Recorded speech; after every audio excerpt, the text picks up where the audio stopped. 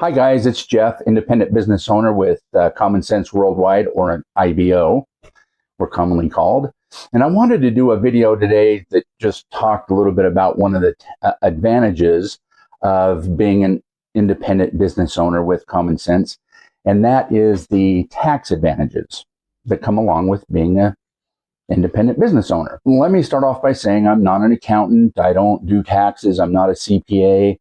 But I do know that there are some benefits of being able to write off more items as a self-employed person as opposed to a W-2 employee. If you're a W-2 employee, you can write off, whatever the list is. It's a fairly decent list. But if you're an independent business owner, that adds a lot more items that you can write off as an independent business owner. As a matter of fact, Sandy Botkin, who wrote this book, Lower Your Taxes Big Time, he was an attorney working for the IRS, and he ended up writing this book and doing some seminars on the importance, and he mentions in here the importance of starting a home-based business. As a matter of fact, he says that the tax code isn't written to benefit the wealthy, it's been written to benefit the self-employed. Of course, all the extremely wealthy people that come to mind, they're all self-employed. They're not W-2 employees working for somebody. But he's saying that if we do not have a home-based business of some sort, we're really missing out, and that everybody should have a home-based business. Now, some of you might be thinking, well, that's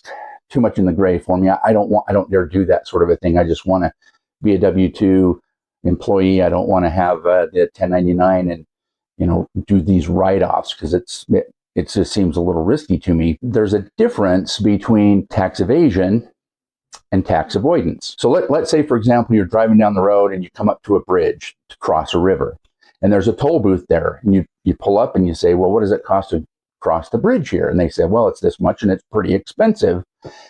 So you ask the toll booth operator, is there a way I could possibly cross the river without paying this toll? And he says, well, if you take that other road, drive about a mile up the river, there's another bridge where you can cross the river and not pay a toll. Well, that's like, if you're going to avoid paying taxes, that's tax avoidance. And so that's what I want to talk about today, is avoiding paying taxes. Tax evasion is where you try to ram through the gate and cross the bridge without paying the toll, try to get away with it. And that's tax evasion. We don't want to do that. But there is a system that's set in place for us to benefit from it. The one that I want to talk about, I do have basically 3 businesses that I run at home. I'm a big fan of it. I really like it. And, I've done both. I've been a W-2 employee several times in my life, and I've also been an independent business owner. And I want to talk about just one of the benefits of being self-employed, of one of the ways that you can write off some expenses on your taxes, and that is mileage. So I keep track of my mileage on an app in my phone, so it's pretty simple. I just picked one, downloaded it. It was a free one, and it tracks where I started, where I ended, and the date, and then I go into the notes on that event, and I just put what it was for, why I went there, what the business purpose was. So I track that through the year, and then I add that up. So last year, these were my actual numbers. I drove 8,823 total business miles, and I was able to write off 70 cents per mile. So that comes to $6,176 that I was able to reduce from my taxable income. So in other words, I don't have to pay taxes on that $6,176. Now, if I'm at a tax rate of 25%, as an example, my tax rate is actually a little higher than that, but let's just use the example of 25%. Right off the bat, you're a little over 15% on self-employment tax.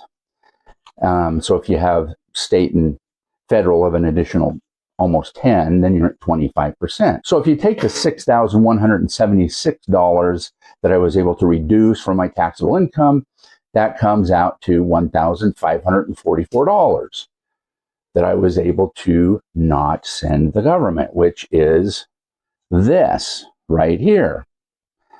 So my question is, was it worth tracking this and not going across the bridge on the toll bridge, but driving a little bit down the road, keeping track of my miles, putting some notes in, I was able to save over $1,500. So it kind of comes down to, the question is, well, would I rather keep this money, or would I rather send it off to the federal government, state government, as additional tax? Well, I can assure you that I would rather just keep this money for my family as opposed to sending it in.